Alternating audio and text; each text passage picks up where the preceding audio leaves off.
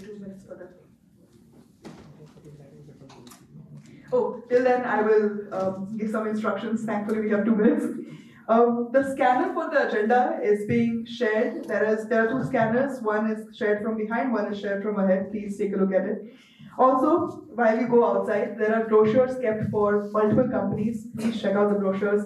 This is a community event, so let's make it that. And. Is there anything else? No, I think so. That is it. Is there anything else, ma'am? Starters. Yes.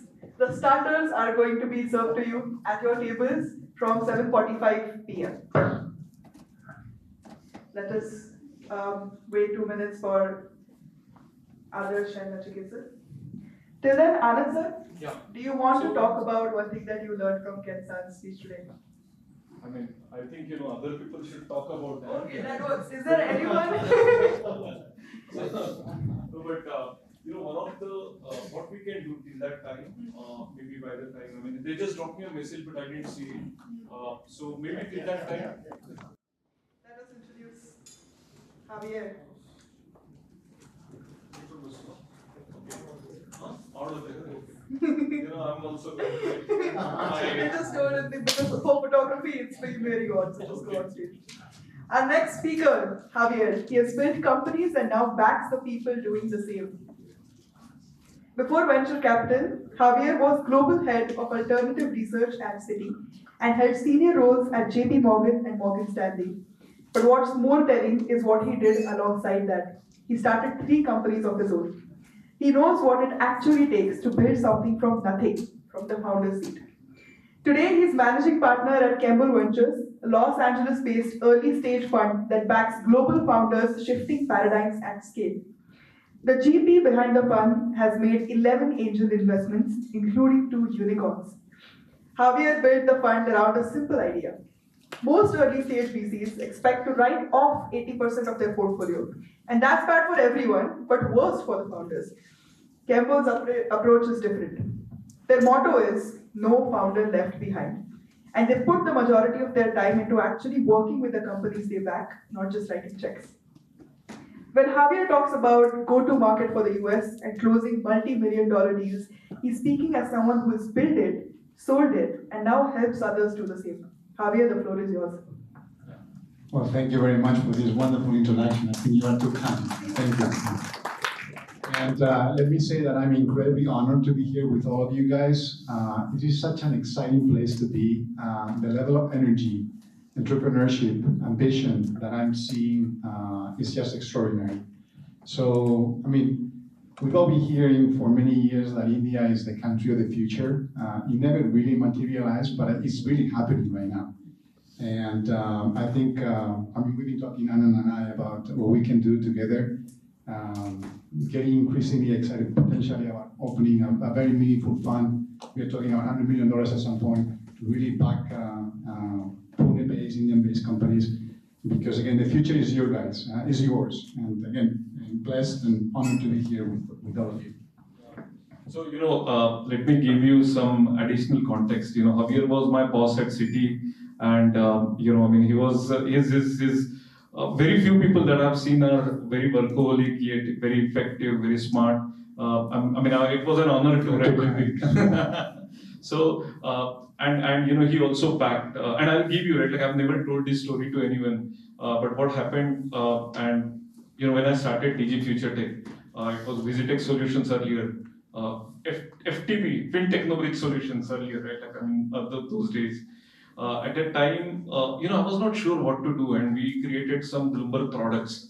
And I told Javier, right, like these are some of the products that we have built. And since like we work very closely in Citi, and he was my boss. I mean, he knew, right, like what I was doing, and I explained him. And he said, Anand, I want to send $200,000. I want to invest in your company. And he didn't ask for valuation, he didn't ask for anything. And interestingly, right, like when he asked me bank details and he sent me the money as well. And now, I didn't know RBI regulations, right, like and all the other things, it was such a, but just because, right, like when that transaction happened, we didn't do the, there is this RBI notification that we need to do, and we didn't do that compliance, and we faced a lot of challenges with that, but without, right, like asking anything, right, like he just went ahead, gave the funds, you gave, and especially, right, like I believe, right, like someone who backs you in the days when you don't have anything, right, like are the real, backers, right, like, because look, I mean, there are a lot of people who could back, so I really like the idea that when he's creating the fund, he really wants to back such companies, and he's based out of LA, I mean, has like, and he's very good, right, like, I mean, when you speak with him, you'll understand, he asks a lot of questions. I mean, he loves asking questions. So right, too many questions. Yeah, no, but good. So, Javier, if you could just tell us about your story before, right? Like we have this next session. I mean, if you could just take us through your story and tell us, right, like why you are planning to create this fund. What motivated you? I mean, you had such a comfortable and nice job at Citigroup, and you could, you're heading the global team at that time. So, what was that mind shift, right, like that happened, and like what's like keeping you motivated to do this and creating a big fund as well? Well, so thank you for those wonderful words. To me, it was very easy because when I was in New York in investment banking, it was about making money for other people. It was a comfortable job. It was fairly rewarding, but I had no purpose, right? And I think I've always had this desire to be a builder. To your point before. So yeah, it took me a long time to convince my wife to leave my job, but gracefully, only took me 2 years to convince her. But finally, she gave me the go ahead, and I left. And no, I didn't look back. It's been an extraordinary journey, and I mean, I want to be part of an ecosystem of builders that is bringing innovation, that is bringing change, that is making things better for everybody. And in a way, it's about creating wealth, because when you create wealth, you can share this with others. And it's very, very important, especially at a time when people are concerned about jobs, AI, so on and so forth. Creating, again, an ecosystem where builders are helping builders in order to create wealth and share is super, super important. So that's been the main motivator. The other my story, I mean, I just mentioned that I was in investment banking for a while. But this desire of being a builder and helping others has been the driver, the main motivation for continuing to do so, right? Let me stop here, probably. Yeah. No, but when you look at the companies, what basically do you look at? I mean, of course, we'll have like a deeper session, and there would be a lot of questions also. But how someone should approach and how you are different from other VC funds or funds, right? Like that we see. Yeah, I mean, I have a very different model to most other VCs in early stage, and I don't want to generalize. But for most people, early stage investing is a very probabilistic model.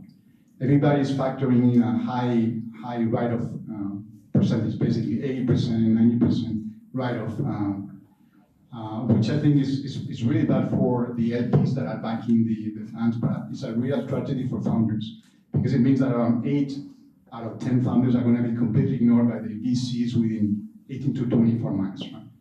So my approach is completely different. It's really how we can really become an extension of the founding team in a way that we can have, a pretty meaningful outcome for all involved. Me as the investor, but most importantly, for the founder. So our approach is different. It takes a long time for us to be comfortable with a founder, with a story, because for us it's a long-term marriage. It's not a bet. We are going to be working day in and day out with our founders for at least 7 to 10 years. So it's not only the idea that has to be extraordinary, it's not only the fact that the idea needs to scale globally, because we are here to hopefully build unicorns, but it's about working with someone that you truly enjoy and we are going to learn together. As you can tell, I'm not getting any younger, and I only want to work with people that I enjoy working with. So it's about, again, building teams in a way that we are creating together. We are co-creating. It's not just a pure financial bet. Only this sort of answers the question. So again, it's a very unusual model, because we are going for something that is pretty unusual. I know it's it's a high bar, but we want to get 100% success rate, meaning that every single founder that we back is going to have a decent outcome. Not everybody is going to be a unicorn, of course, but it's going to have a nice outcome. Yeah, out of 11 companies, 2 unicorns, I mean, it's amazing, right? Like, how did you pick those companies? I mean, because again, you need to come across, right, like those companies. Is it because you invested, they became unicorn, or like what was Thank you. Not good one. I mean, I got super lucky, but to me, the number that really matters is that 90% of the companies that I invested in are still going concerns. There's a third one is on its way to becoming a unicorn. But I mean, I think I got super lucky. But in the end, and I know this sounds cliche, but it's about understanding the founder or the founding team behind the idea. Is something that is hard to quantify in terms of a formula or a metric. I think it's more an art than a science, and it requires time to really assess whether someone has what is required in order to build something meaningful. It's not only the desire and it's the ambition, but it's also they need to have deep industry expertise, which in some cases is undervalued. I mean, you see all these guys coming out of YC with a lot of ideas, so on and so forth, but they don't really have the experience, and in most cases, right, to really understand inside out an industry in a way that they can really bring about meaningful change and the like, right?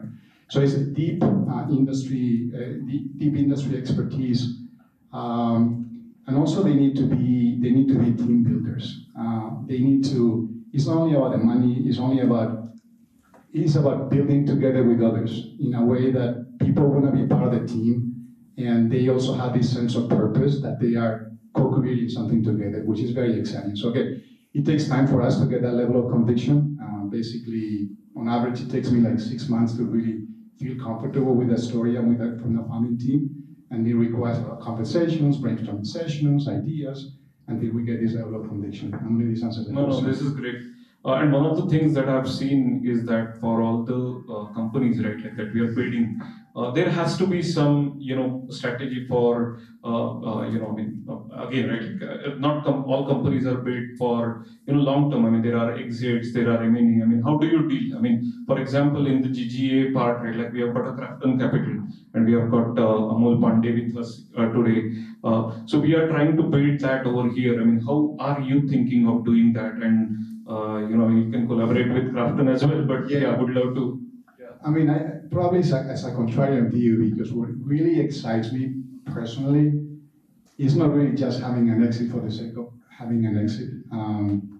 It's like, I want to build unicorns, right? And I gotta temper this desire because, of course, now that I have a fund, I have LPs, and exit and liquidity is very important for them. So I gotta temper my objectives and my expectations. But what is really, really exciting is to really getting at what I call the basement level, where I'm making an investment and seeing something that becomes becomes something incredibly, extraordinary. Yes, it's going for the unicorn, going for the IPO at some point.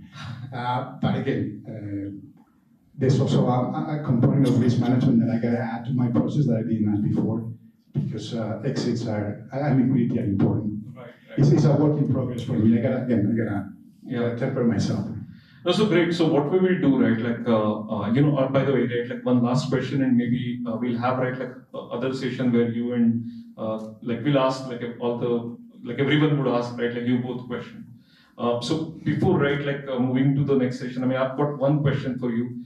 In this AI world, I mean, how you are seeing companies would change, and which companies would you back? Because if you see, right, like most of the services companies or these companies, right, like would see the disruption. So what is your take on that? And maybe you may want to synthesize some part what Ken has also mentioned. It's such an interesting question, and it's almost an impossible question to answer, at least for me. Because, I mean, I'm going to say something that is cliche, is the obvious.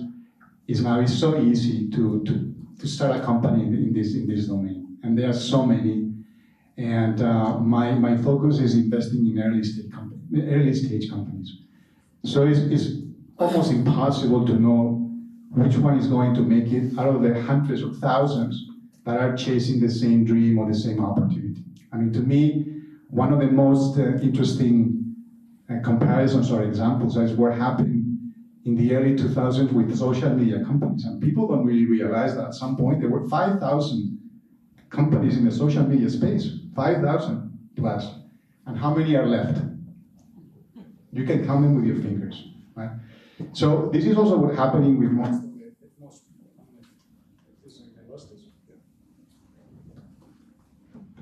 Here, yeah. So it's incredibly hard to pick winners in the space. So I'm incredibly cautious. In fact, I've only made one true investment in the AI space because I love the team and valuation was very attractive. And so from a risk-reward perspective, it was a good bet to make. But I'm incredibly careful. And again, I'm not really making major investments in pure AI companies. It has to have a meaningful mode. Very hard to do so in this space. Right. So, I mean, just to, like yesterday we had this conversation when you told that, I mean, since you are from equity research background, analytics background, you, right, like we're thinking of creating, or you already have got this probability algorithm, right? Like, can you talk a little bit about well, that? No, yeah, it's I think that it's in the works, right? But one of the things I really want to do, because to our point before, and you guys know this, most startups fail. But what happens in most cases is that, especially when it comes to VCs, no one wants to tell them anything. Meaning, when they talk or they are introduced to startups,